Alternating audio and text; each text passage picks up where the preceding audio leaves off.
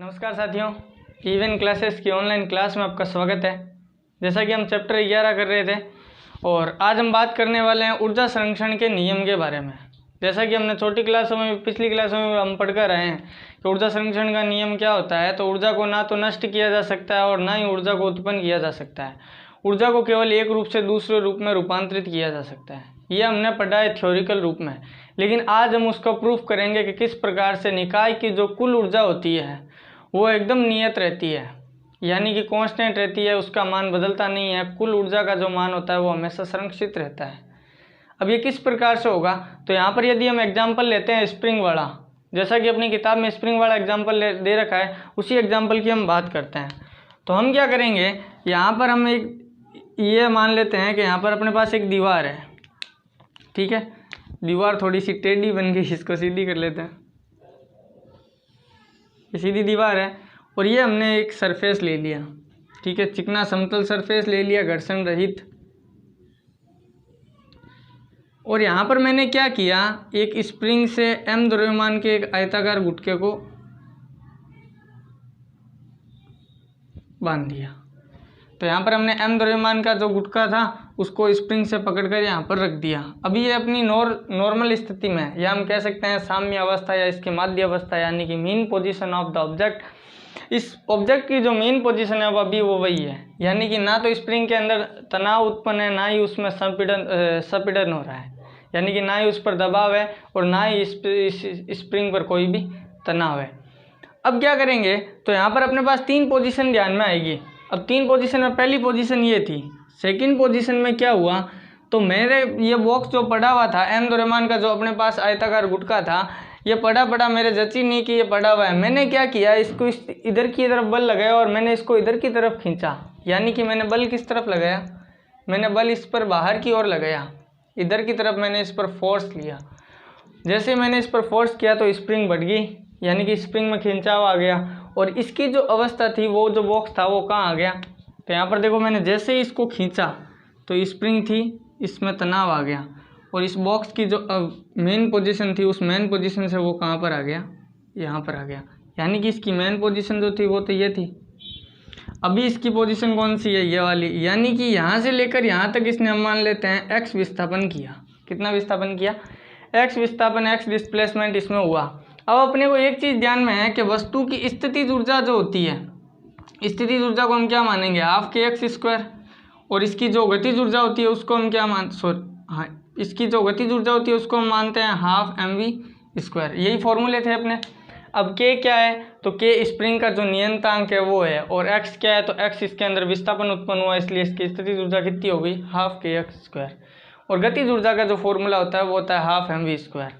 और निकाय की कुल ऊर्जा, यानी कि हम मान सकते हैं कि इसकी यांत्रिक ऊर्जा जो होती है वो क्या होती है, तो इन दोनों का योग होता है। इन दोनों के योग के बराबर हम कह सकते हैं टोटल एनर्जी, ET, यानी टोटल एनर्जी हम मान सकते हैं ये यांत्रिक ऊर्जा जो होती है वो गतिज ऊर्जा और स्थितिज ऊर्जा के योग के बराबर होती है। यहाँ तक बात हुई क्लियर। अब मैंने क्या किया, जैसे इसके अंदर विस्थापन किया, अभी ये यहाँ पर पड़ा हुआ था, इसमें कोई भी ऊर्जा नहीं थी, लेकिन मैंने जैसे ही इसमें स्थिति में परिवर्तन किया, मैंने जैसे इस बॉक्स को इधर की ओर खींचा और इसकी स्थिति में परिवर्तन किया, इसकी स्थिति में परिवर्तन के कारण इसमें स्थितिज ऊर्जा निहित हो गई। अब कैसे निहित हुई, क्योंकि मैंने इस प्रकार ही किया। तो मैंने इस प्रकार ही किया मतलब मैंने इसको ऊर्जा रूपांतरित कर दी, और जैसे ही मैंने इसकी स्थिति में परिवर्तन किया तो इसके अंदर ऊर्जा आ गई, यानी कि अभी इसके अंदर इसमें स्थिति के परिवर्तन के कारण ऊर्जा है। और वो कौन सी ऊर्जा है, तो इसके अंदर अभी स्थितिज ऊर्जा का मान है। लेकिन हम कहेंगे क्या इसके अंदर गतिज ऊर्जा है, तो अभी ये यहाँ पर पड़ा हुआ है, इसके अंदर इसका वेग जो है वो एकदम जीरो है, यानी कि इसके अंदर कोई भी गतिज ऊर्जा नहीं है। तो यहाँ पर यदि हम इस पोजीशन में यदि हम देखते हैं कि इसके अंदर स्थितिज ऊर्जा तो है, लेकिन गतिज ऊर्जा का जो मान है वो कितना है, जीरो है। सेकंड पोजीशन में यदि हम देखते हैं कि गतिज ऊर्जा का मान इसमें कितना है, जीरो है, तो इसकी टोटल एनर्जी कितनी हुई, तो इसकी टोटल एनर्जी होगी हाफ के एक्स स्क्वायर। यानी कि हम कह सकते हैं इसकी टोटल एनर्जी जो है वो स्थितिज ऊर्जा के बराबर है, यानी कि इसकी कुल ऊर्जा अभी स्थितिज ऊर्जा के बराबर है। अब क्योंकि अभी इसमें गतिज ऊर्जा नहीं है, अब मैंने क्या किया, जैसे इसको छोड़ा तो इस पर एक बल आरोपित होगा, अपने आप जो बल आरोपित होगा वो किधर की ओर होगा, वो होगा इधर की ओर। इसको हम बोलते हैं प्रत्यानयन बल बोला जाता है, प्रत्यानयन बल बोलते हैं। अभी जैसे ही मैं इसको छोड़ूंगा, क्योंकि इस स्प्रिंग में तनाव उत्पन्न हुआ है, तो मैं जैसे इसको छोड़ूंगा तो ये किधर की ओर जाएगा, इधर की ओर। तो तीसरी पोजीशन में यदि हम देखते हैं तो इसके अंदर क्या होता है, इसी प्रकार इसका एक सरफेस है। जैसे ही मैं इस गुटके को छोड़ूंगा वापस इस पोजीशन से, ये जो गुटका होगा वो कहाँ पर आ जाएगा, वो इस तरफ आ जाएगा। और जैसे ही इस तरफ आएगा तो हमने देखा था कि यहाँ से मेन पोजीशन से उसने एक्स विस्थापन आगे की ओर किया था, उसी प्रकार से मेन पोजीशन से पीछे की ओर भी उसने क्या किया, एक्स विस्थापन किया। लेकिन यहाँ पर हमने क्या देखा कि जब ये एम द्रव्यमान का गुटका जब इस पर इधर की ओर बल आरोपित हो रहा था, जैसे ही मैंने इसको छोड़ा तो इसके अंदर जैसे ही बल आरोपित हो रहा था तो इसका जो गतिज ऊर्जा का जो मैक्सिमम मान होगा, यानी कि गतिज ऊर्जा का सबसे ज़्यादा मान कहाँ पर होगा, इसकी माध्य अवस्था के अंदर होगा। ये जब गुटका उठकर यहाँ पर आएगा, जैसे मैं इसको छोड़ूंगा, जब उसकी स्थिति यहाँ पर होगी तब उसमें गतिज ऊर्जा का मान सर्वाधिक होगा, यानी कि जब वो अपनी मेन पोजीशन पे होगा। जैसे मैं इसको छोड़ा तो यहाँ पर मेन पोजीशन पे इसके गतिज ऊर्जा का मान क्या था, सर्वाधिक था। लेकिन जैसे मैंने इसको छोड़ा तो इसमें स्थितिज ऊर्जा का मान कम होता गया और गतिज ऊर्जा का मान बढ़ता गया, क्योंकि इसका वेग बढ़ता गया। यहाँ पर वेग कम था, फिर ज़्यादा हुआ, फिर ज़्यादा हुआ, सबसे ज़्यादा यहाँ पर हुआ इसका वेग। तो हम देखते हैं कि इसकी जैसे ही मैंने इसको छोड़ा तो इसकी स्थितिज ऊर्जा जो थी वो किस में रूपांतरित होती गई, गतिज ऊर्जा में रूपांतरित होती गई। और एक समय ऐसा आएगा जहाँ पर ये अपने मेन पोजीशन पे होगी, जब ये यहाँ पर अपने मेन पोजीशन पे होगी तब इसमें गतिज ऊर्जा का मान सर्वाधिक होगा और स्थितिज ऊर्जा का मान एकदम कम होगा, यानी कि इसकी जो स्थितिज ऊर्जा होगी वो गतिज ऊर्जा में रूपांतरित होती जाएगी। तो यहाँ पर यदि हम सेकंड पोजीशन के अंदर यदि हम बात करें कि इसकी सेकंड पोजीशन में क्या होगा, तो सेकंड पोजीशन में हम देखते हैं कि इसकी टोटल एनर्जी क्या होगी। तो हम बात करेंगे यहाँ पर कि इसकी स्थितिज ऊर्जा जो है वो धीरे धीरे गतिज ऊर्जा में रूपांतरित होती जाएगी और एक समय ऐसा आएगा जब अपनी माध्यावस्था में आएगी उस समय उसकी स्थितिज ऊर्जा का मान 0 होगा और यहाँ पर गतिज ऊर्जा उसमें पूरी होगी, यानी कि उसकी जो कुल एनर्जी होगी वो गतिज ऊर्जा के रूप में होगी। तो हम देखते हैं कि सेकेंड वाले पोजीशन के अंदर हम देखते हैं कि उसकी कुल ऊर्जा गतिज ऊर्जा के रूप में है और फर्स्ट पोजीशन में हम देखते हैं कि उसकी कुल जो ऊर्जा है वो स्थितिज ऊर्जा के रूप में है। तो किस प्रकार से ऊर्जा का रूपांतरण होता है, तो यहाँ पर यदि हम देख रहे हैं इस पर इस उदाहरण की सहायता से, अब यहाँ पर क्या करें कि जैसे ही मैंने इसको छोड़ा और जैसे ही मैं इसको छोड़ूंगा यानी कि इसमें इधर की तरफ बल आरोपित होगा, तो ये जो होगा ये क्या होगा, ये गुटका जो है यहाँ पर ना रुककर अंदर की तरफ चला जाएगा,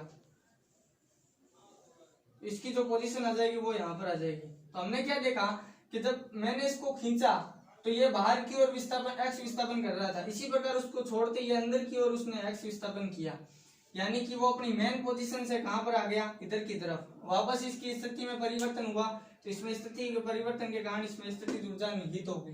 तो यहाँ पर इसकी स्थितिज ऊर्जा का मान कितना है, सबसे ज्यादा है और गतिज ऊर्जा इसमें कितनी है, 0 है, यानी कि यहाँ पर इस पोजीशन में इसमें गतिज ऊर्जा का मान 0 है और इस निकाय की कुल ऊर्जा किस रूप में है, स्थितिज ऊर्जा के रूप में है।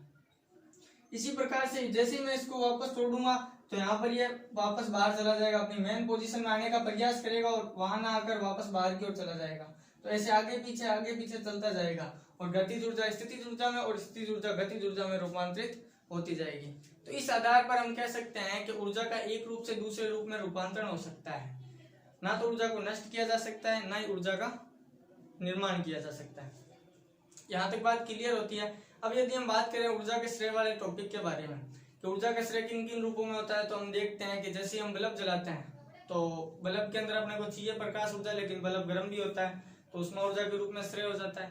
पंखा चलाते हैं तो क्या होता है, पंखा चलाते हैं अपने को चाहिए पवन ऊर्जा, क्योंकि अपने को हवा चाहिए, लेकिन पंखा गर्म भी हो रहा है तो उसमें ऊर्जा वापस श्रेय हो रही है। तो यहाँ पर यदि हम बात करें हीटर के बारे में, तो हीटर हम सर्दियों में जलाते हैं तो वहां पर हम क्या देखते हैं कि अपने को चाहिए उसमें ऊर्जा, लेकिन उस हीटर में प्रकाश ऊर्जा भी साथ साथ में श्रेय हो रही है, यानी कि जितनी ऊर्जा अपने को चाहिए उससे कहीं ज्यादा उसमें श्रेय हो रही है। यहाँ तक बात क्लियर हुई। जैसे अपने को विद्युत ऊर्जा का रूपांतरण केवल हीटर के अंदर अपने को उष्मा ऊर्जा में चाहिए था, लेकिन प्रकाश ऊर्जा में भी रूपांतरण हो रहा है, तो वो जो प्रकाश ऊर्जा हो रही है वो श्रेय हो रहा है, ऊर्जा का व्यष्टि हो रहा है।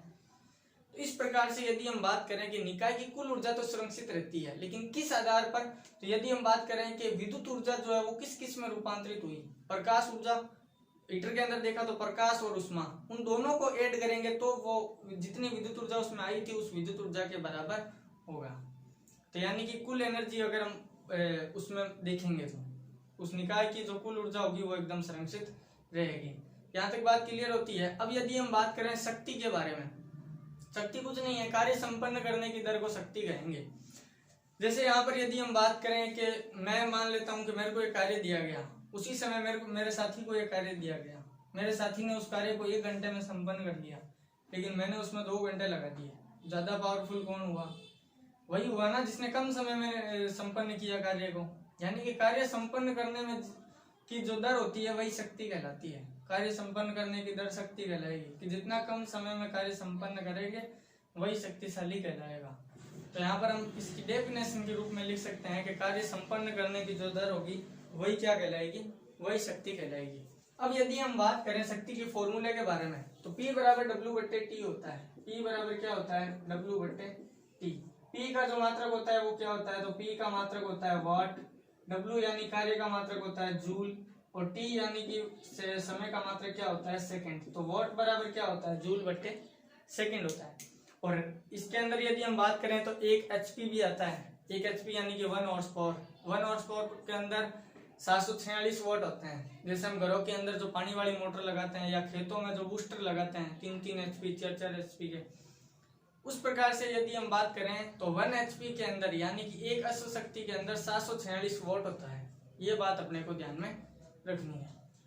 तो आगे हम बात करें विद्युत ऊर्जा जो है वो विद्युत शक्ति जो है वो इसी प्रकार से यांत्रिक शक्ति के बराबर है, यांत्रिक शक्ति के जैसी है, लेकिन चूंकि वो विद्युत ऊर्जा है तो विद्युत परिपथ में कार्य करेगी। तो यहाँ पर यदि हम बात करें विद्युत शक्ति के बारे में, तो यदि Q कूलाम आवेश t सेकंड समय में, यदि Q कूलाम आवेश t सेकंड समय में V वोल्ट विभव से गुजरता है। यदि हम बात करें कि यदि Q कूलाम आवेश t सेकंड समय में V वोल्ट विद्युत विभव से गुजरता है, तो यहाँ पर शक्ति का मान क्या होगा? तो यहाँ पर विद्युत शक्ति होगी V × Q/T। चूंकि हम तो जानते हैं कि I बराबर क्या होता है? I बराबर होता है Q/T। तो Q/T की जगह मैं यहाँ पर I लिख सकता हूँ। तो P बराबर आ जाएगा V × I, यानी कि P का एक फॉर्मूला ये हो गया V × I, और एक जो फॉर्मूला हुआ वो क्या हुआ? W/T। जब अपने को विद्युत ऊर्जा पूछे तब V × I वाला लगा देना। जब अपने को उसका वो इसके विद्युत धारा का मान दिया हुआ तब आप लगा सकते हैं P बराबर V × I। आगे दे रखा है 1 किलो इस शक्ति का जो बड़ा वाला मात्रक है, विद्युत शक्ति का बड़ा मात्रक होता है किलोवाट। छोटा मात्रक वाट है, बड़ा मात्रक जो है वो किलोवाट है। अपने घरों के अंदर जो बिल आता है वो किलोवाट के अंदर आता है। यदि हम बात करें 1 किलोवाट घंटा में कितने जूल होते हैं, तो उस प्रकार से डेरिवेशन किया हुआ है। देखो 1 किलोवाट घंटा का डेरिवेशन कैसे है, सिंपल सी नॉर्मल सी भाषा में यदि हम समझे तो यहाँ पर देखो 1 किलोवाट घंटा उसने ले रखा है। 1 किलोवाट घंटा, 1 किलोवाट में 1000 वाट होते हैं, इंटू 1 घंटे में 60 मिनट होते हैं, और 60 मिनट को सेकंड में बदलेंगे तो 60 से गुना करवाएंगे। तो यहाँ पर आ जाएगा 1000 की इससे गुना करवाएंगे, 6 संगे 36, 1 2 3 4 5 वाट सेकंड आ गया। यहाँ पर वाट सेकंड था, वाट और सेकंड में बदला था, लेकिन वाट तो किसके बराबर होता है? तो यहाँ पर हमने निकाला था वाट बराबर होता है जूल/सेकंड, ये हमने देखा था। तो यहाँ पर हम वाट को क्या लिख सकते हैं? यहाँ पर लिख सकते हैं 36 इंटू इसके आगे जितने जीरो हैं 10 की पावर 5, वाट का होता है जूल/सेकंड, जूल/सेकंड इंटू में क्या चल रहा है? सेकंड, सेकंड से सेकंड कैंसिल, तो यहाँ पर आ गया 36 इंटू 10 की पावर 1 2 3 4 5, हाँ 5 ही आएगा 36 इंटू 10 की पावर 5 जूल। 1 किलोवाट घंटा में इतने जूल होते हैं, 36 इंटू 10 की घात 5 जूल। तो यहाँ पर ये अपने को ध्यान में रखना है कि 1 किलोवाट घंटा में इस प्रकार से ये जूल निकाल सकते हैं। तो यहाँ पर ये अपना चैप्टर कंप्लीट होता है। न्यूमेरिकल्स जो है या इसके जो पीछे वाले क्वेश्चन है वो कभी समय मिलेगा तो जरूर करवाऊंगा। यदि आपको वीडियो अच्छा लगा है तो चैनल को लाइक करें, शेयर करें और सब्सक्राइब करें। तब तक के लिए जय हिंद, जय भारत।